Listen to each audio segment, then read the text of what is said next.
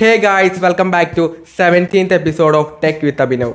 ഇന്നത്തെ ടെക് ന്യൂസിൽ മെയിനായിട്ട് പറയാനുള്ളത് അതിനെ ലാസ്റ്റ് പറയാം.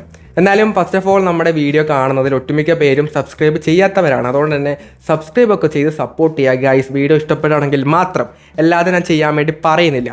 പിന്നെ ഇപ്പം ഒരു വീഡിയോ ഇട്ട് കഴിഞ്ഞാൽ അതിന് താഴത്ത് കമൻറ്റ് വരുന്നത് ഓരോ ഫോണായിട്ട് ഇതിലേതാ നല്ലത് എന്നൊക്കെ പറഞ്ഞ് ഓരോ കമ്പാരിസൻ്റെ കമൻറ്റാണ് വന്നുകൊണ്ടിരിക്കുന്നത്. അതായത് ഇങ്ങനെ വന്നുകൊണ്ടേയിരിക്കുകയാണ്. ഇപ്പം ഫോർ എക്സാമ്പിൾ മോട്ടോ G35 എടുക്കണോ അല്ലെങ്കിൽ G45 എടുക്കണോ, അങ്ങനെ 2-3 ഫോണിൻ്റെ പേര് പറയും, ഇതിലേതാണ് ബെസ്റ്റ്, അങ്ങനെ കമൻറ്റ് ഇട്ടോ. പക്ഷേ ഇതുപോലത്തെ കമൻറ്റാണ് ബാക്കിലായിട്ട് വരുന്നത് ഓരോ വീഡിയോസിലും, ഓരോ ഫോണിലും ഓരോ വീഡിയോ. പക്ഷെ അതിൻ്റെയൊക്കെ നമ്മൾ കമ്പാരിസൺ വീഡിയോ ഒക്കെ ചെയ്തിട്ടുണ്ട്. അപ്പോൾ അതൊക്കെ പോയിട്ട് കാണാം.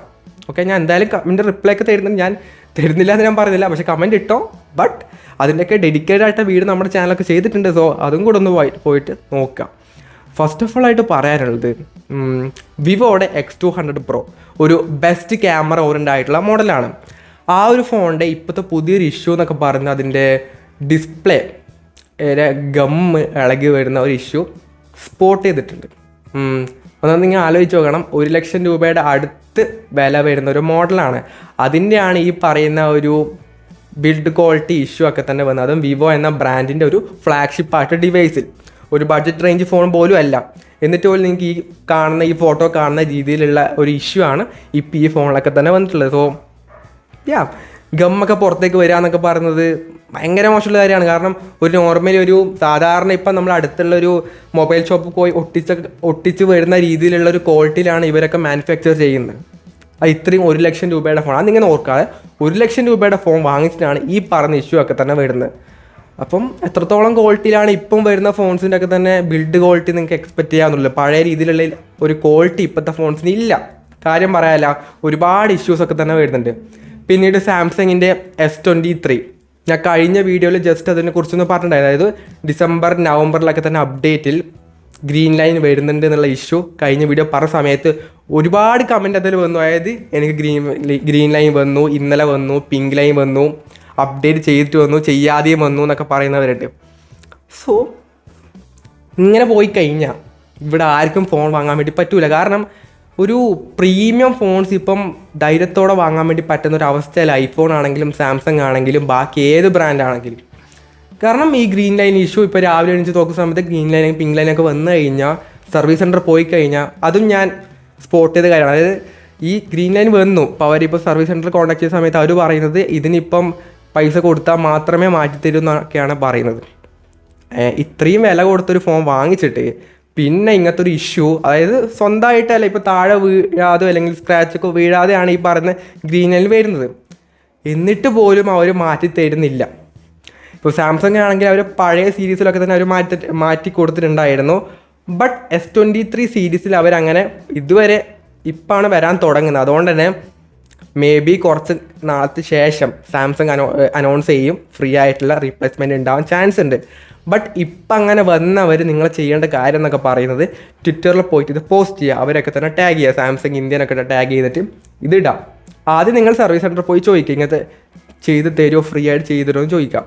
അതിനുശേഷം ഈ പറയുന്ന രീതിയിൽ അവർക്ക് മെയിൽ ചെയ്യുക, കമ്പനിക്ക് തന്നെ മെയിൽ ചെയ്ത് കഴിഞ്ഞാൽ കിട്ടിയവരുണ്ട്, S23 തന്നെ കിട്ടിയവരുണ്ട്. അതുകൊണ്ട് തന്നെ ആ രീതിയിൽ നിങ്ങൾ ഫോളോ അപ്പ് ചെയ്യുക. അല്ലാതെ 10-12,000 രൂപ കൊടുത്തിട്ടൊന്നും ഈ ഒരു ഫോൺ ഡിസ്പ്ലേ ഒന്നും ആരും പോയി മാറ്റേണ്ട കാര്യമില്ല. കാരണം അത്രയും പൈസ കൊടുത്തിട്ടാണ് നിങ്ങൾ ഈ ഒരു ഫോൺ വാങ്ങിച്ചത്. അല്ലാതെ വെറുതെ അവന്മാർക്ക് ഇങ്ങനെ പൈസ കൊടുക്കേണ്ട ആവശ്യമൊന്നുമില്ല. ഫ്രീ ആയിട്ട് തന്നെ മാറ്റി കിട്ടും. അല്ലെങ്കിൽ പോയിട്ട് കൺസ്യൂമർ കോർട്ട് പോയിട്ട് കേസ് കൊടുക്കുക. 2 വീക്കിനുള്ളിൽ തന്നെ അവർക്ക് എന്തായാലും ആ റെസ്പോൺസ് കമ്പനി കൊടുക്കണം. അതുകൊണ്ട് തന്നെ ആ രീതിയിൽ നോക്കുക. അല്ലാതെ 12,000 രൂപ 15,000 രൂപ ഒന്ന് കൊടുത്തിട്ട് ആരും പോയിട്ട് ഈ പറയുന്ന സംഭവം ഡിസ്പ്ലേ മാറ്റേണ്ട ആവശ്യമില്ല. നിങ്ങൾ മെയിൻലി ഈ പറയുന്ന മെയിലൊക്കെ ചെയ്ത് നോക്കുക. എന്നാലും കുറച്ച് ടൈമൊക്കെ എടുക്കും കിട്ടാൻ വേണ്ടി. ബട്ട് അതിലും അവർ സർവീസ് ചാർജ് വാങ്ങുന്നുണ്ട്. ഒരു 500-650 രൂപയ്ക്ക് സർവീസ് ചാർജ് വാങ്ങുന്നുണ്ട്.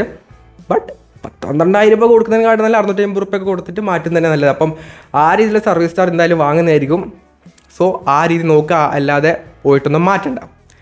പിന്നീട് റെഡ്മിയുടെ പുതിയ ഫോൺ 6-ാം തീയതി വരുന്നുണ്ട്. റെഡ്മിയുടെ 14C 5G എന്ന മോഡൽ. അതിന് കഴിഞ്ഞ വീഡിയോ പറഞ്ഞിട്ടുണ്ടായിരുന്ന പുതിയൊരു ഫോൺ വരുന്നുണ്ട് എന്നുള്ളത്. അപ്പോൾ അതിൻ്റെ പേരാണ് 14C. അപ്പം ആ മോഡൽ 6-ാം തീയതി വരുന്നുണ്ട്. പിന്നെ 7-ാം തീയതി OnePlus 13 സീരീസ് വരുന്നുണ്ടെന്ന് അറിയാലോ. അപ്പം അടുത്ത മാസം തൊട്ട് തുടങ്ങി ഫോൺസിൻ്റെ ലോഞ്ച് ഇവൻറ്റ് ഇങ്ങനെ ഇറങ്ങാനേ തുടങ്ങി. OnePlusൻ്റെ 11R ആൻഡ്രോയിഡ് 15 അപ്ഡേറ്റ് റോൾ ഔട്ടൊക്കെ തുടങ്ങിയിട്ടുണ്ട്. കിട്ടിയൊരു അപ്ഡേറ്റ് ചെയ്യുക. ഗ്രീൻ ലൈൻ വന്നാൽ തന്നെ life time warranty OnePlus provide ചെയ്യുന്നുണ്ട്. അതല്ല, ഇതിപ്പം ഏതൊരു ഫോണൊക്കെ വാങ്ങിച്ച് നിങ്ങൾ യൂസ് ചെയ്യുന്നുണ്ടെങ്കിൽ തന്നെ നല്ലൊരു കവറ്, നല്ല പ്രൊട്ടക്ഷൻ തരുന്ന കവറും സ്ക്രീൻ ഗാർഡും ഒക്കെ യൂസ് ചെയ്യുക, നല്ല കെയറോടെ യൂസ് ചെയ്യുക. കാരണം അഥവാ താഴെ വീണ് ഗ്രീൻ ലൈൻ വന്നാൽ തന്നെ നല്ല ഇതിലുള്ള പൈസ പോകും.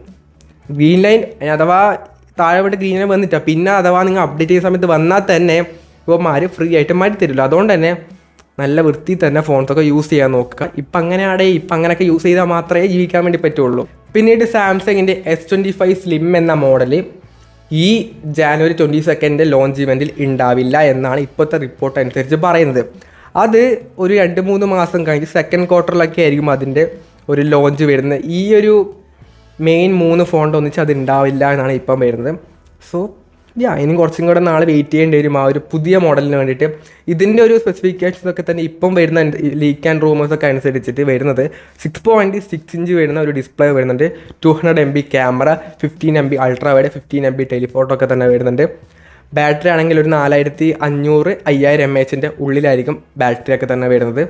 സ്നാപ്ഡ്രാഗൺ 8 ചിപ്സെറ്റ് ഒക്കെ തന്നെ വരുന്നുണ്ട്. സോ സെക്കൻഡ് ക്വാർട്ടറിലായിരിക്കും ഈ സാംസങ്ങിൻ്റെ ഈ ഒരു സ്ലിം എന്ന മോഡൽ അൺപാക്ക്ഡ് ഇവൻറ്റിൽ കാണാനുള്ള ചാൻസ് ഉണ്ടാവില്ല. സോ ഇത്രയും കാര്യങ്ങളാണ് മെയിനായിട്ട് പറയാനുള്ളത് ഗായ്സ്. അപ്പം ഫോൺസൊക്കെ യൂസ് ചെയ്യുന്നുണ്ടെങ്കിൽ കേസും കാര്യങ്ങളൊക്കെ ഇട്ട് യൂസ് ചെയ്തോ. കാരണം താഴെ വീണ് അഥവാ വീണ സമയത്ത് ഗ്രീൻ ലൈനൊക്കെ വന്നു കഴിഞ്ഞാൽ നല്ല രീതിയിലുള്ള പൈസ ഒക്കെ പോകും. അതിപ്പോൾ ഐഫോണൊക്കെ ആണെങ്കിൽ തന്നെ എത്രയാണെന്ന് അറിയാമല്ലോ. അതിൻ്റെയൊക്കെ തന്നെ ഡിസ്പ്ലേയുടെ പ്രൈസ് എന്നൊക്കെ പറഞ്ഞാൽ 10,000, 30,000, 40,000 രൂപയൊക്കെയാണ് ഓരോ മോഡലിൻ്റെ പൈസ എന്നൊക്കെ പറഞ്ഞത്. അപ്പോൾ അത്രയ്ക്കും പൈസ നല്ലോണം പൊട്ടും. സോ ആ കാര്യങ്ങളൊക്കെ നോക്കിയിട്ട് മാത്രം ഇനിയിപ്പോൾ യൂസ് ചെയ്യുക. അതാണിപ്പോൾ അവസ്ഥ. ഇവിടുത്തെ അവസ്ഥ എങ്ങനെയാണ്? അപ്പോൾ നിങ്ങളുടെ ഫോൺസ് ഇതുപോലെ ഗ്രീനിലൊക്കെ വന്നിട്ടുണ്ടെങ്കിൽ എന്തായാലും കമൻറ്റ് ചെയ്യുക. അപ്പം ഈ ഒരു വീഡിയോ യൂസ്ഫുൾ ആണെങ്കിൽ ലൈക്ക് ചെയ്യുക, ഷെയർ ചെയ്യുക, സബ്സ്ക്രൈബ് ചെയ്യുക. So it's your friend Abhinav signing off. By.